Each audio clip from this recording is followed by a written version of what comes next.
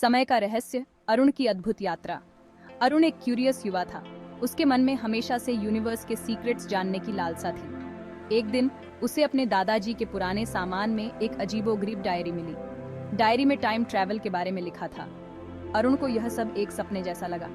क्या टाइम में आगे पीछे जाना पॉसिबल है? दादाजी की विरासत। डायरी में अरुण के परदादा के अधूरे रिसर्च के बारे में बताया गया था। उन्होंने एक टाइम मशीन बनाने का प्रयास किया था। डायरी में मशीन के ब्लूप्रिंट्स और इंस्ट्रक्शंस थे। अरुण ने डिसाइड किया कि वह अपने परदादा के सपने को पूरा करेगा। वह टाइम मशीन बनाएगा और टाइम ट्रैवल करेगा। अरुण ने महीनों तक कड़ी मेहनत की। उसने अपने परदादा के नोट्स का ध्यानपूर्वक स्टडी किया। धीरे धीरे टाइम मशीन का कंस्ट्रक्शन पूरा होने लगा। अरुण को यकीन नहीं हो रहा था कि वह एक्चुअली ऐसा करने जा रहा है। टाइम ट्रैवल करना एक अनबिलीवेबल एक्सपीरियंस होने वाला था। टाइम ट्रैवल की शुरुआत। अरुण ने टाइम मशीन में डेट और लोकेशन सेट किया। 15 अगस्त 1947, दिल्ली। यह इंडिया की आज़ादी का दिन था। एक हिस्टोरिकल दिन जिसे अरुण अपनी आंखों से देखना चाहता था। उसने मशीन चालू की और एक चमकदार लाइट के साथ वह टाइम के एक अलग एरा में पहुंच गया। जब अरुण को होश आया तो वह खुद को एक अलग दुनिया में पाया। चारों ओर खुशी का माहौल था। लोग फ्लैग्स लहरा रहे थे और स्लोगन्स लगा रहे थे। अरुण समझ गया कि वह 15 अगस्त 1947 के दिल्ली में आ गया है, इंडिया की आजादी का दिन। आजादी का एहसास। अरुण ने उस दिन को अपनी आंखों से देखा जिसके बारे में उसने केवल बुक्स में पढ़ा था। लाल किले पर तिरंगा फहराया गया। पंडित जवाहरलाल नेहरू ने अपना हिस्टोरिकल स्पीच दिया। अरुण ने आजादी का जश्न मना रही भीड़ में शामिल होकर खुशी महसूस की। अरुण ने उस दिन की एनर्जी को महसूस किया। आजादी की लड़ाई के बाद मिली जीत का जश्न। यह एक ऐसा एक्सपीरियंस था जो उसे हमेशा याद रहेगा। उसने महसूस किया कि हिस्ट्री की किताबों में पढ़ने से कहीं ज्यादा कुछ होता है। उसे हिस्ट्री को जीने का मौका मिला था।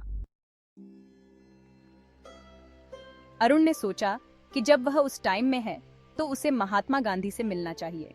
वह उस महान व्यक्ति से मिलना चाहता था जिसने इंडिया को आजादी दिलाने में इम्पोर्टेंट भूमिका निभाई थी। अरुण को पता चला कि गांधी जी दिल्ली में एक आश्रम में रह रहे हैं। अरुण ने गांधी जी से मुलाकात की और उनके साथ कुछ समय बिताया। गांधी जी ने अहिंसा और सत्य के महत्व पर बात की। अरुण उनके विचारों से बहुत इम्प्रेस्ड हुआ। उसे एहसास हुआ कि टाइम ट्रैवल का मतलब केवल अतीत को देखना नहीं है, बल्कि उससे सीखना भी है। अरुण ने 1947 के इंडिया में कुछ दिन बिताए। उसने आजादी के बाद के इंडिया के स्ट्रगल्स और चैलेंजेस को भी देखा। उसने देखा कि कैसे लोग एक नया नेशन बनाने के लिए एक साथ आए। यह एक इंस्पायरिंग दृश्य था। अरुण ने महसूस किया कि टाइम ट्रैवल उसे हिस्ट्री को एक नए नजरिए से देखने का मौका देती है। ये उसे अतीत की घटनाओं को समझने और उनसे सीखने में मदद करता है। उसने डिसाइड किया कि वह अपने एक्सपीरियंसेस को दुनिया के साथ शेयर करेगा। अरुण ने टाइम मशीन में वापसी की तारीख सेट की और अपने टाइम में वापस आ गया। उसका एक्सपीरियंस अनबिलीवेबल था।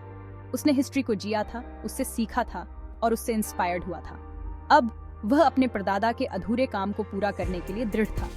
अरुण ने टाइम मशीन को और डेवलप करने का संकल्प लिया। वह चाहता था कि टाइम ट्रैवल सेफ और एक्सेसिबल हो ताकि ज्यादा से ज्यादा लोग हिस्ट्री का एक्सपीरियंस कर सकें। लेकिन वह यह भी जानता था कि टाइम ट्रैवल की ताकत का इस्तेमाल केयरफुली करना होगा। अरुण ने अपने एक्सपीरियंसेस के बारे में एक बुक लिखी। उसने टाइम ट्रैवल के महत्व और उसके रिस्पॉन्सिबल यूज के बारे में बताया।